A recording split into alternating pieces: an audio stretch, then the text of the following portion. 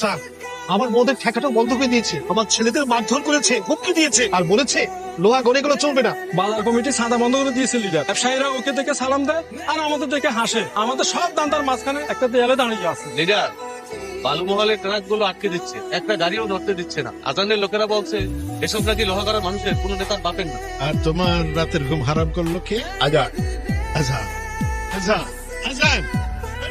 লোহাগড়ের মানুষকে একটা নামই মুখস্থ করে রেখেছে, আজান, আজান, আজান। বঙ্গপালের মতো আমার সাজানো বাগানে মুখ রাখছে এই ছেলেটি, কিন্তু জানি না এই কামরুজ্জামান কাউকে জমি দেয় না। এই গাড়ি বের কর। ভাইজান, ও ভাইজান, বেলা তো অনেক হইল। আপনার পেট কি লোহার তৈরি নাকি? ক্ষুধা লাগে না আপনার? তুই ভেতরে যা, আমি গাড়িটা দেখে আসতেছি। আজান, তোমার মতো একটা ছেলে এই ধুলো বালি মাখা গ্যারেজে, তোমাকে দেখে আমার খুব মায়া লাগছে। তোমার জায়গা তো এটা না, তোমার জায়গা অনেক অনেক উপরে। কামরুজ্জামান সাহেব, এই ধুলোবালি মাখা গ্যারেজেই তো আমার বুঝে। তা আমার গ্যারেজে পা রাখার কোনো বিশেষ কারণ? তুমি আমার হাতটা ধরো, শুধু গ্যারেজ কেন, পুরো শহরটা তোমার হাতের তালুতে থাকবে। এমন তুমি শুধু এই আমার লোকজন যা করছে তা করতে দিবে। তা আপনার ক্ষমতা আর জনতা আপনার হাতেই রাখুন, হঠাৎ আমাকে দিতে আসলেন কেন? আর আপনাদের পলিটিক্স, যেখানে আপনারা রক্ত দিয়ে সিঁড়ি বানান আর মিথ্যা দিয়ে তাজমহল করেন। সাবধানে কথা বলো। তুই জানিস তুই কার সামনে দাঁড়িয়ে কথা বলছিস? হ্যাঁ জানি জানি, এই লোহাগড়ের বাজারের সিন্ডিকেট, টলিতে বলিতে ড্রাগস আর গরিবের হাহাকার, এই সব কিছুর মূল কারিগরই তো আপনি। আপনাকে না চেনার কি আছে স্যার? আর আপনি যে রাজনীতি ফেরি করতে আসছেন সেইটা অন্য কোথাও গিয়ে করেন, তাহলে হয়তো আপনার সময় অপচয় হবে না। আজাদ, অনেক হয়েছে, অনেক। আমি তোকে সম্মান দিতে এসেছিলাম, কিন্তু এখন বুঝলাম সম্মানের যোগ্য তুই না। আপনাকে তো আগেই বলেছিলাম স্বার্থ ছাড়া আসবেন একদিন আমার গ্যারেজে, শুধু হাত না বুকও মেলাম, কিন্তু বিনিময়ে যদি জুলুম করার সার্টিফিকেট চান দুঃখিত। আফসোস, আপনি আসলেন ঠিকই, কিন্তু আপনার সেই স্বার্থ নিয়েই আসলেন। হেই,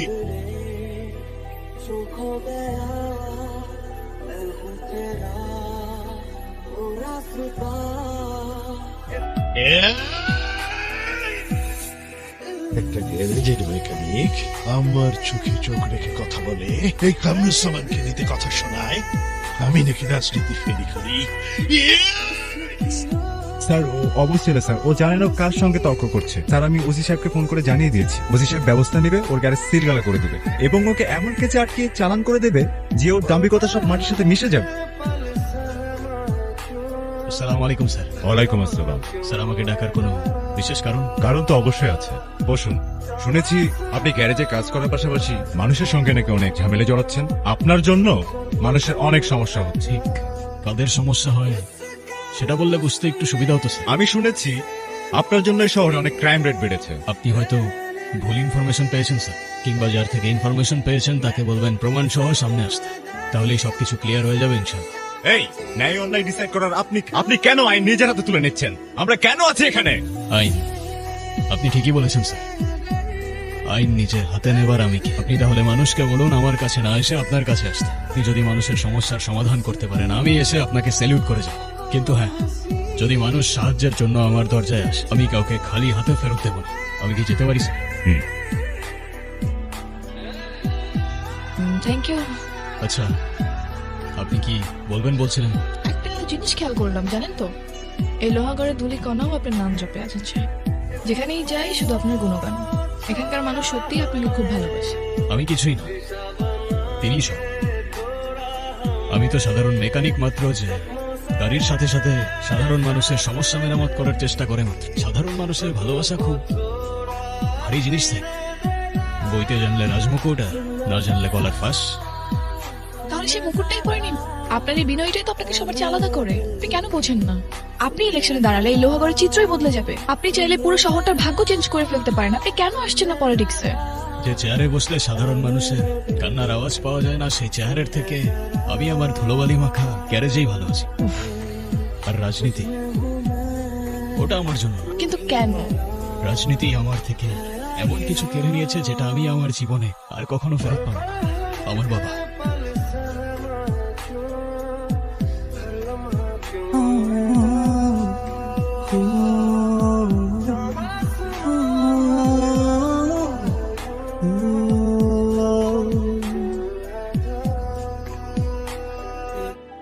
प्यार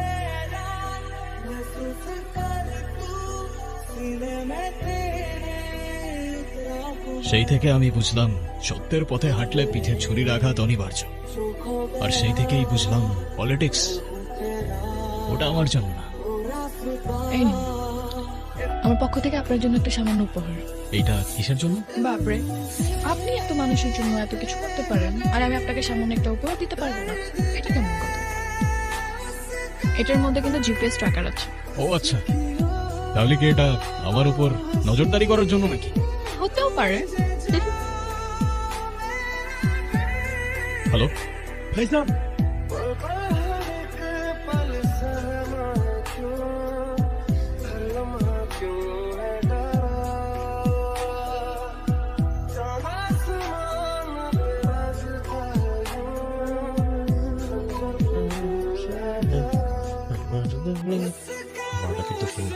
ও ভাই,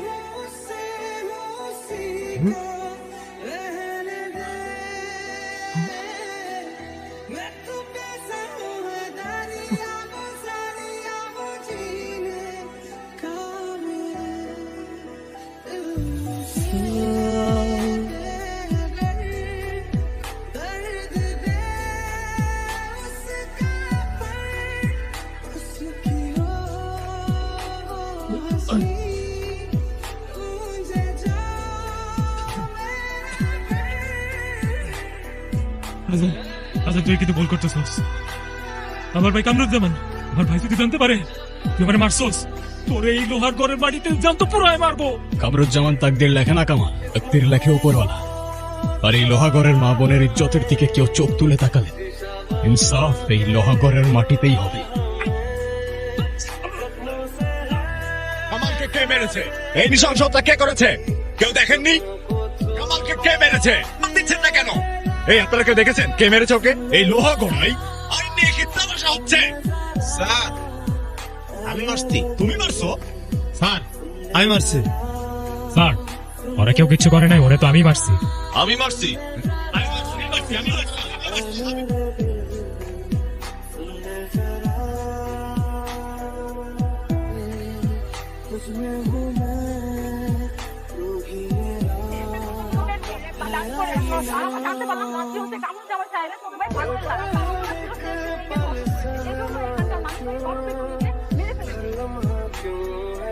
লিডার, নিচে সবাই অপেক্ষা করছে, মাটি দেওয়ার সময় পার হয়ে যাচ্ছে।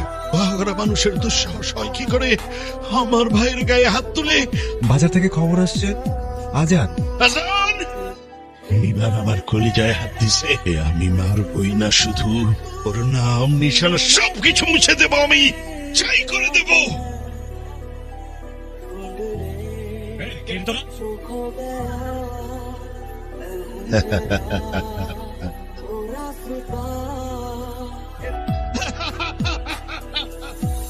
আজান, রশিদ, গেট খোলা গা।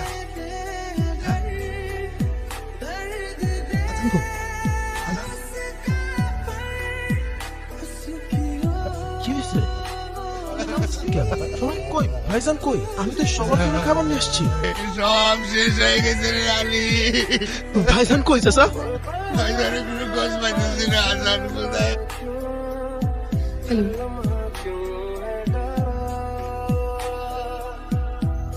এটার মধ্যে কিন্তু জিপিএস ট্র্যাকার আছে। ও আচ্ছা,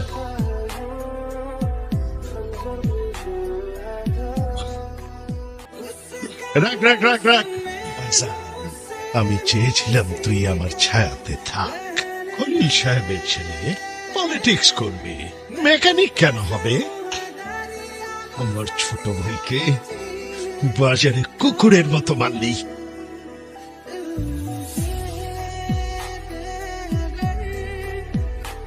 তুই মরে যাবার আগে জেনে যা, শহর আমার শহর, এই লোহাগড় আমার। বাপা, আমি তোমাকে লাইভ লোকেশন পাঠাচ্ছি, হাতে খুব কম সময়। চাচা চলেন। আমার আমার আজান আপনি কোনো চিন্তা করবেন না। আপনি আসামের কিছুই হবে না। তুমি আমার আজানকে সুই সালামতে রেখো আল্লাহ। আমার আজানকে বুকে ফিরাই দিও আল্লাহ।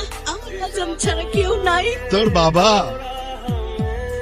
তোর মতোই নীতিবান ছিল রে। পলিটিক্স করবে, আবার জনগণের সেবাও করবে। আর দুটো কাজ কি একসাথে হয় নাকি রে? তোর কলিজা দেখে আমার ভয় লাগে। তোর বাবাকে মারতে আমার হাত কাঁপে না।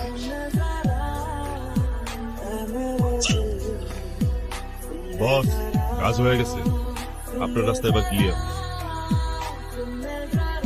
আর তুই তো সেই দিনকার ছেলে, তোর বাপ বেঁচে থাকলে আজ আমি আর পলিটিক্স করতে পারতাম না। হ্যালো স্যার, ফুটেজ পাঠাচ্ছি।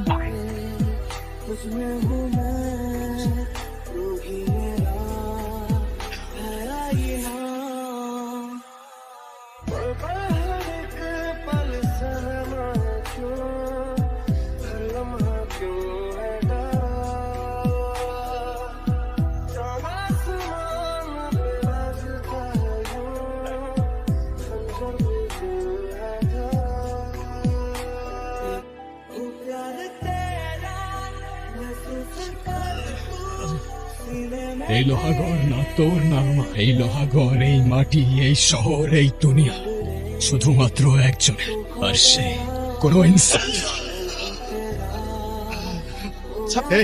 এই যে দরগা সাহেব, এই যে আমার ছোট মেয়ের হত্যাকারী, arrest him!